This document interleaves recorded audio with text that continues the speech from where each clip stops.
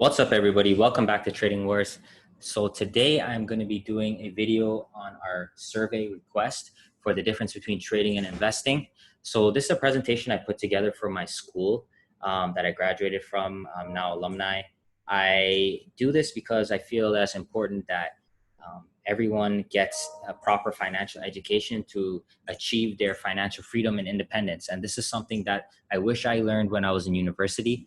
And I decided to share some tools with the new students on my campus. So I'm going to specifically address the question today of what's the difference between trading and investing. Okay, so I'm going to skip through some of the slides in this presentation, and I'm going to get to the part where I talk about the difference. And then maybe I'll circle back and look at some of these slides because I realize that a lot of you are probably new to trading and investing, and this could be very helpful for you. So the main difference between trading and investing is essentially the time frame. So trading is a short term, while investing is a long-term procedure.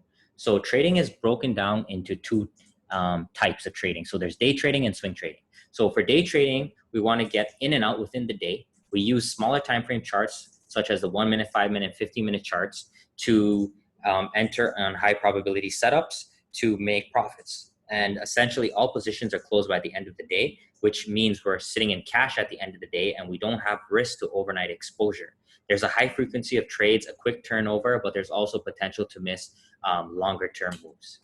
So swing trading is very similar to day trading. The setups themselves are the same, whether it's a double bottom, double top, Fibonacci, engulfing, hammer candle, whatever it is.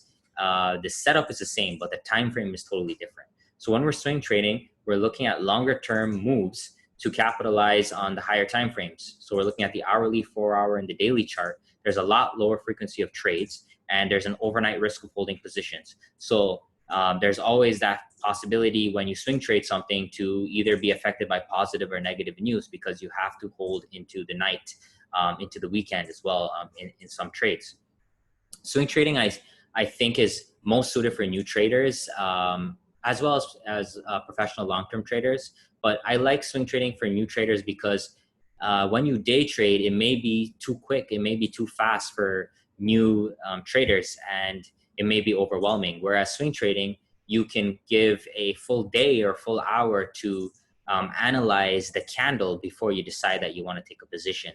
And the lower frequency of trades and the lack of time pressure, I feel, is really important for new traders so that they can sit back and see the market before panicking and executing, which can happen in day trading. So now investing is a time frame of 5 to 10 to 20 years, and we're focusing on a very long-term movements of undervalued companies. Essentially, investing is looking for profitable businesses that are currently undervalued, that we want to hold for a significant period of time. So when we invest, we are looking to buy companies that are very profitable businesses in the long run, that have a lot of cash, that are major players in the market. We're talking about the Amazons, the Microsofts, the Googles, the Apples, basically all the big tech, all the S&P 500, also Walmarts, the McDonald's, the Johnson & Johnsons. We want to buy these companies when they are pulling back, and we can use areas of support. We can use Bollinger Bands. We can use the different moving averages, whatever it is. We want to buy these companies when they are significantly undervalued. And this happens for many reasons. The overall market could be coming down. And as a result of that, because a lot of these companies are in indexes, they go down as well. So these are great times to buy specific companies. As a perfect example is Microsoft.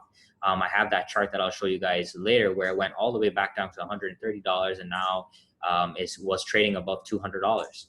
So these good companies that are important to society, that are almost in a monopoly type of environment, we want to be putting our hard-earned dollars into those for the future. So when we invest, we are not specifically having a stop loss. We are investing with the idea that every month, every quarter, every year that we're going to be taking a portion of our savings, our earnings that we make at our jobs or wherever we have income from, and we're going to invest them into the market in these good companies when we have dip buy opportunities. And we do not need to take that money out in the short run. We are planning to hold them. So if we look at the S&P 500 statistically over the last 20 years, the average return is 7%. So with that concept in mind, that means if we hold something for a 5, 10, 20-year period, and if they go against us and we dollar cost average down, we buy more shares because we are earning money every month, eventually we'll get to a point where we'll be profitable, even if we have to be in a little bit of a loss position early on. And this is exactly what I did during the times of coronavirus with my longer term positions in Microsoft, Amazon, Google, J&Js, and those type of companies. I essentially look for the market leaders, and when these big sell-offs happen in the market because of news, we buy the dips on these companies. And we have the intention that we're just going to keep buying dips for the long foreseeable future.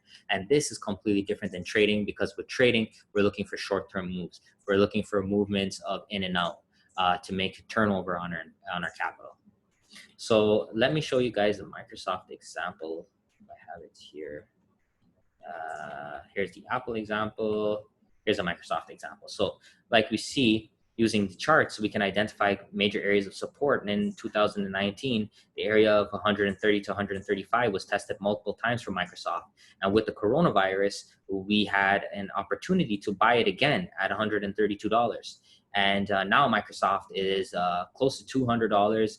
And that's a huge return. But this is what we do. We wait for opportunities to buy great companies like Microsoft at areas of support. And we are holding these with the intention of not withdrawing this capital, but instead holding it for the foreseeable 10 to 20-year future. So it obviously depends also where you are in your career, how close you are to retirement, on how long you're willing to invest for. But essentially, we wait for these companies to have major dips before we invest our money in the long run. Okay, so I think I've covered the topic of investing versus trading, and I want to just show you guys some examples of how trading versus swing trading versus investing kind of differs. So let's look at Starbucks. So this is a 5-minute chart for Starbucks. Hammer candles are something that I love to trade. So we have a hammer candle coming in around 10:30. We can have an entry at 71.65, a stop at 71.08. And as I mentioned in previous videos, and on my Twitter a lot, I like to risk only 2% of my account in every trade. So if we had an initial balance of 10,000, we would risk $200 for this area. So the difference between this, we would buy enough shares such that if we get stopped out, we lose $200. And we look for a profit target of between 2 to 3R. So in this case, 73.65 was 3R, we could have made $600. But the duration of this trade is only from 10:30 to about 2 o'clock. And now if we were to look at a swing trade, here's an example of Johnson & Johnson for a short swing trade. We had an area of about 150 where we've seen many topping tails, inverted hammers, and rejections. We could have entered this trade at the break of this low, and we could have, with a balance of 20,000, risking $400 in this case, we could have made profits of $2,000, but the duration of this trade would have been 13 days. So that's the difference between swing trading and day trading. Day trading, we're looking at the 5-minute chart. We want to get in and out, the 1-minute charts, 15-minute charts. Swing trading, we're looking at the dailies, the weeklies. The duration is a lot longer, and there's pros and cons to that, as I mentioned earlier. And then here's an example of Netflix for an investment type of analysis. We look at the weekly chart, and we could see Netflix bottoming around $80-ish to $90-ish.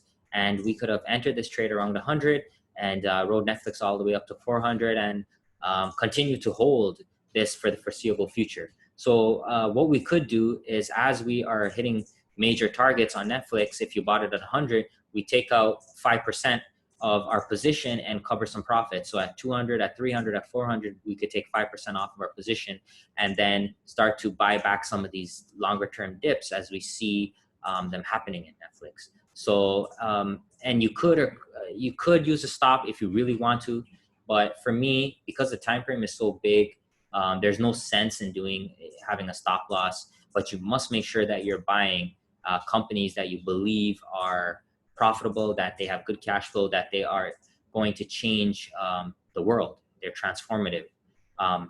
companies like penny stocks, like wheat stocks, there's no use investing in the long run because those companies don't make profits. They don't make money. So those are the companies that we want to stay away from.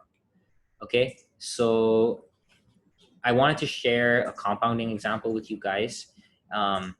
So just because this is a huge part of my motivation, and I think a lot of people are unaware of this. So if we had an initial balance of $10,000 and we took 20 trades a month with a 50% win rate, so that means every time we take a trade, it's equivalent to us flipping a coin. So we win 10 and we lose 10. And based on the R multiple, which I talked about previously, let's say we risk 2% of our account per trade. So every month we would have 10 winners, 10 losers, and we would walk away with this much profit over here every single month. And what we could do from here is we can reinvest those profits, and then the next month our R multiple is higher. And if we repeat this process for 3 years using a $10,000 balance initially, we can end up with 309,000, which is amazing, guys. This is something that you can achieve in any business, this type of return with such a small initial balance. So I hope this was helpful, guys. I hope I answered the question today, and I hope you guys enjoyed the presentation. Please comment, like, subscribe, and looking forward to the next presentation that we have. Thank you very much.